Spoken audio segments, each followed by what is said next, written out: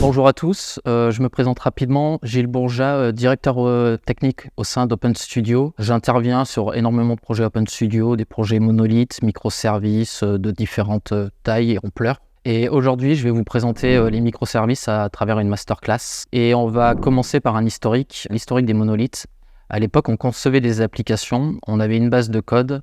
Cette base de code avait tendance à grossir. Notre application grossissait, il y avait des nouvelles fonctionnalités et ainsi de suite. Du coup, ça rend cette application très difficile à maintenir. De plus, notre application va avoir de plus en plus de clients dans le temps. Du coup, il va falloir scale cette application. On va être obligé de scale entièrement ce monolithe dans le temps. Souvent, nos clients vont utiliser que certaines parties de l'application et scale un monolithe, ça prend énormément de ressources, c'est très gourmand.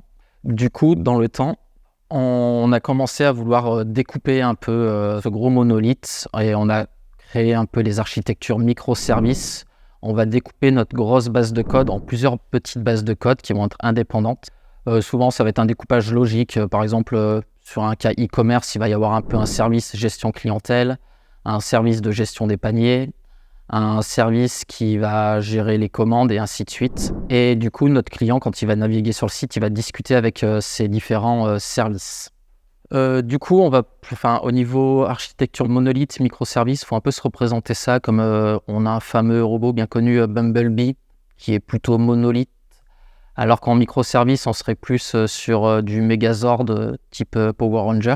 Et du coup, nos clients vont discuter avec tous ces morceaux de robots qui, au final, pour le client, c'est une application, c'est une seule application, alors que derrière, il y a plein de petits robots qui vont faire quelque chose. Du coup, pour notre client, pour discuter avec tous ces petits robots, en fait, il va passer à travers plein d'API différentes. Et il faut que ces API restent très rapides, en fait. Et on va rentrer dans un concept un peu d'API pessimiste versus API optimiste, en fait. Par API pessimiste, en fait, je veux dire... on va appeler une API, elle va prendre notre requête en compte et elle va traiter cette demande avec toutes les actions possibles derrière. Et après, elle va dire au client, c'est bon, j'ai pris ta demande en compte. Alors qu'une API optimiste, on est plus sur une API où on lui demande quelque chose, elle répond tout de suite, je l'ai pris en compte, et après le traitement va être fait derrière. Souvent, au niveau normes HTTP, en fait, ça se traduit par... une API pessimiste, elle va répondre souvent un code 200, alors qu'une API optimiste, elle va répondre à un code 204 HTTP. Et typiquement là, c'est j'ai pris ta demande en compte et je vais le traiter quand j'ai le temps. Et ça, au niveau microservice, c'est quand même très important. On verra après plus tard dans les slides, mais c'est surtout pour supporter la charge en fait. Une API pessimiste, en fait, elle répond tout de suite, j'ai pris ta demande en compte, et elle va prendre toutes les demandes comme ça et elle va les traiter au fur et à mesure en fait.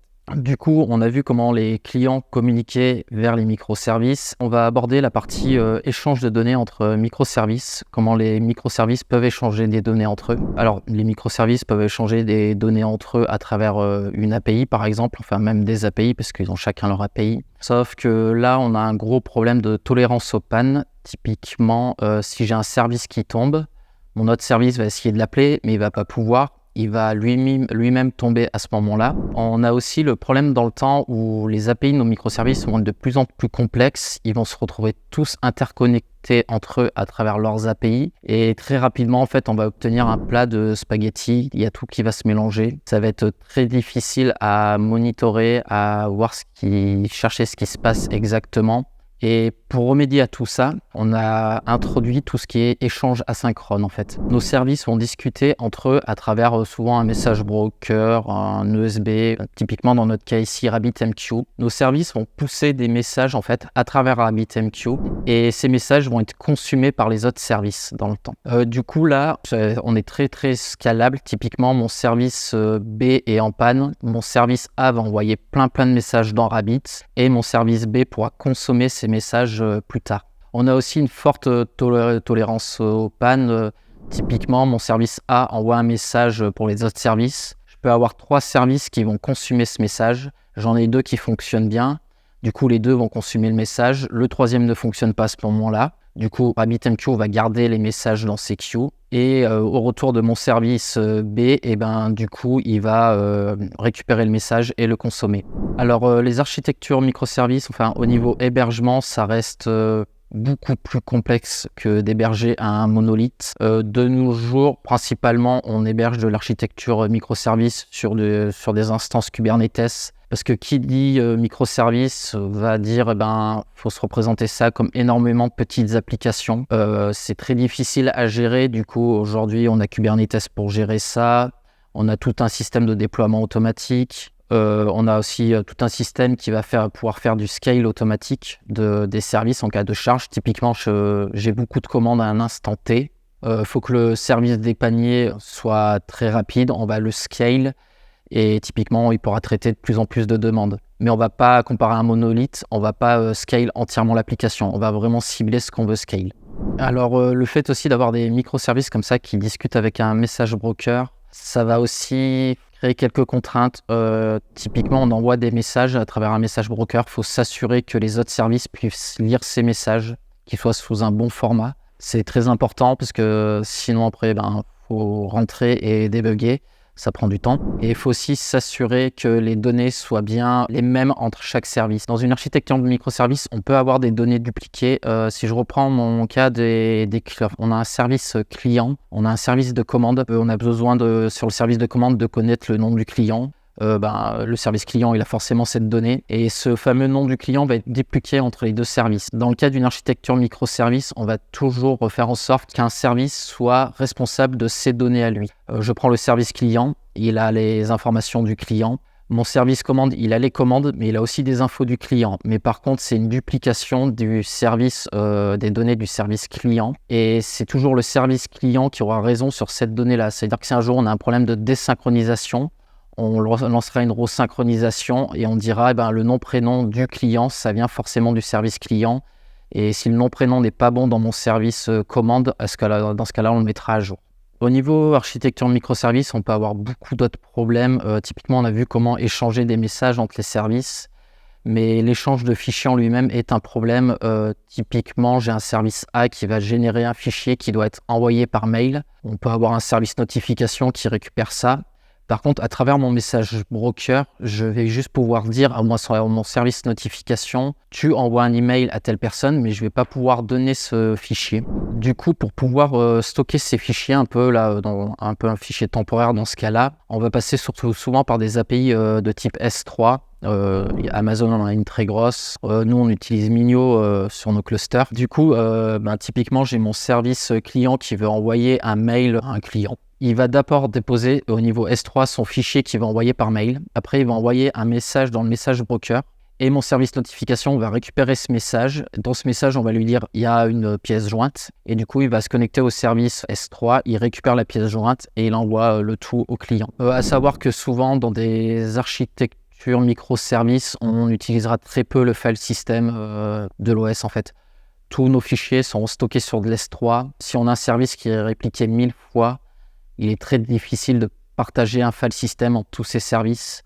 Du coup, on va mettre une API S3 ensemble et tous ces services conteneurs en fait, vont discuter sur cette API S3 au niveau échange de fichiers et même stockage, tout simplement. On a le même type de problématique avec les sessions utilisateurs. Sur un monolithe, on aime bien utiliser juste des sessions.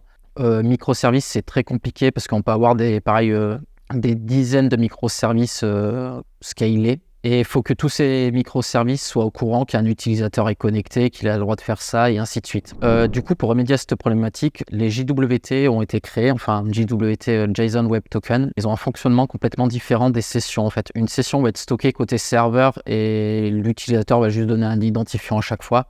Du coup, on donne l'identifiant au serveur et le serveur remonte une session. Alors que les JWT, il faut voir ça comme une carte d'identité. Le client va transporter avec lui une carte d'identité qu'on a générée. C'est une carte d'identité qui sera infalsifiable dans le temps. Et chaque fois qu'il va faire une demande à nos services ou à notre infrastructure, il va fournir cette carte d'identité et nous, on va vérifier cette carte d'identité et on va lui dire oui, tu peux faire cela.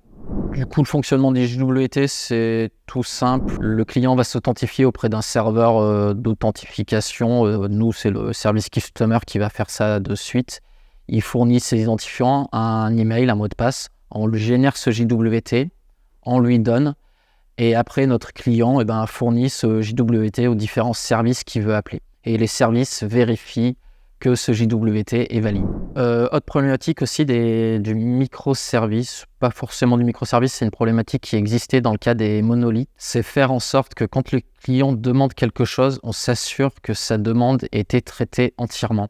Souvent, on a le problème, on va faire plein d'actions. Un client nous demande des choses, on va insérer des lignes au niveau SQL et après, on va pousser un message dans RabbitMQ. Typiquement, si on insère des lignes au niveau SQL, mais que pour X raison, on n'arrive pas à pousser le message dans RabbitMQ, on aura fait la moitié de la demande du client. Ça, c'est très mauvais parce que du coup, on va se retrouver un peu avec des données dans 2 stades différents. Du coup, il est important dans une architecture microservice de mettre en place des transactions SQL ou ce genre de choses. Là, typiquement, on a un cas, c'est une application qui va insérer des données en base de données et en plus qui envoie un message dans RabbitMQ. Au moment où notre message est envoyé dans RabbitMQ, il y a une erreur. Du coup, pour s'assurer que cette erreur, qu'il y a un rollback qui soit fait au niveau SQL, on met une transaction, on englobe le tout et là, on s'assure que oui, les 2 actions soient bien réalisées. Et on peut avoir de plus en plus d'actions comme ça. On peut très bien insérer des données au niveau SQL, envoyer un fichier dans l'object storage, enfin sur S3, et en plus envoyer un message dans RabbitMQ. Et le but là, c'est que tout soit condensé dans une seule transaction et qu'en cas de problème, on puisse rollback cette transaction. Ça se traduit par quelque chose comme ça au niveau code, rien de bien compliqué. Merci de m'avoir écouté sur le sujet des microservices. Pour en savoir plus à ce sujet, rendez-vous sur le site OpenStudio.